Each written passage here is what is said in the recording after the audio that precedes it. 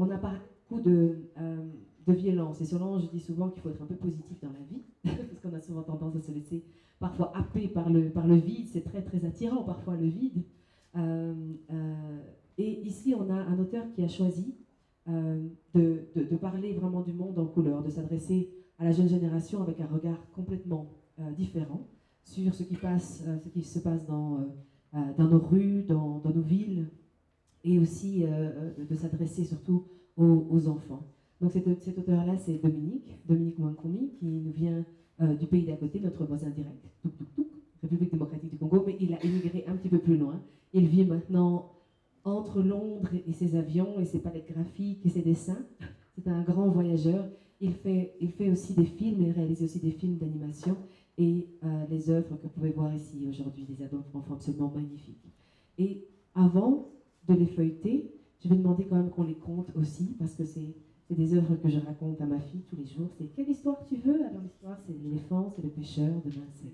Alors, histoire que vous puissiez aussi avoir accès à la poésie vraiment qu'il véhicule dans ses œuvres, parce qu'à moins qu'il veuille dessiner comme ça là tout de suite, je ne pense pas que ce soit vraiment... Non, c'est pas vraiment le ton du jour. Bon, voilà, on aimerait partager avec vous, et partager aussi avec la voix de Solange.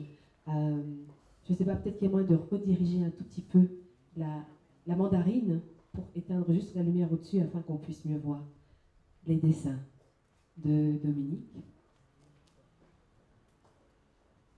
et de son ouvrage intitulé Prince de la rue. Chegué est un prince de la rue. Abandonné par ses parents depuis son plus jeune âge, il passe ses nuits dans un carton avec les jouets qu'il fabrique. Il n'est pas le seul. D'autres enfants comme son ami le Combé vivent dans les mêmes conditions. Très tôt le matin, le Combé le réveille. « Hé, Chegué, il est temps d'aller à la décharge, sinon nous ne trouverons plus rien. » En chemin, deux amis entendent les rires de certains adultes qui se moquent d'eux.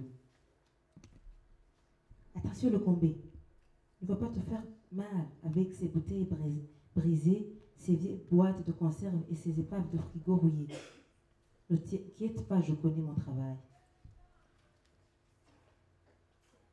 Plus loin, juché sur une épave de voiture, Chegué, à l'aide d'une pince, de marteau et d'un petit burin, récupère des morceaux de tôle, de fil et de fil électrique.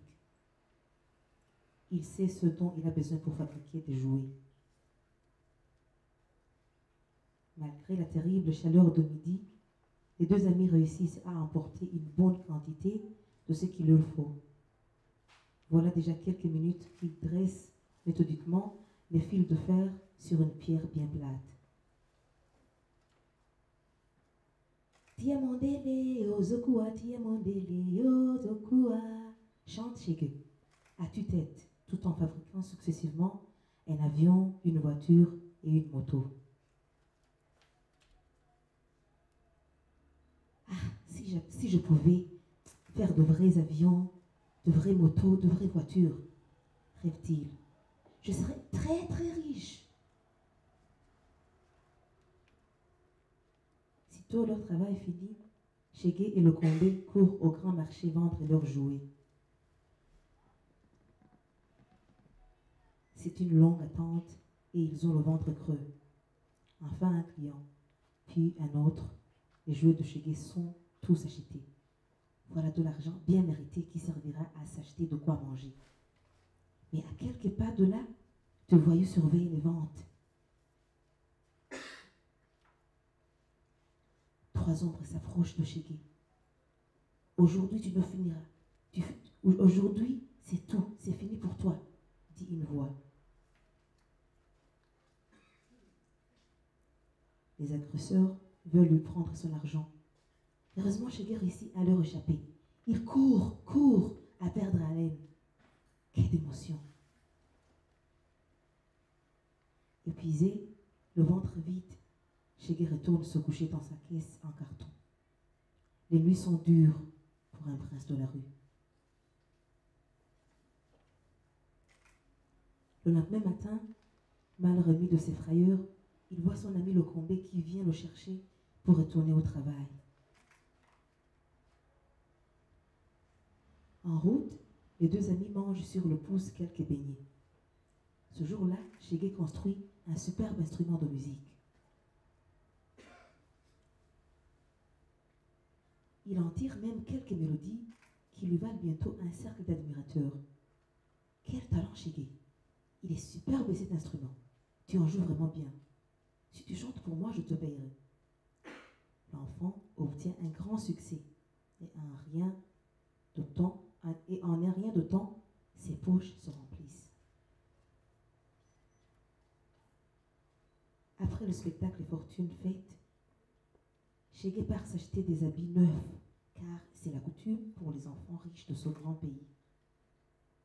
Désormais, le petit Shege ne sera peut-être pas seulement un prince de la rue. Pour lui, une nouvelle vie va sûrement commencer.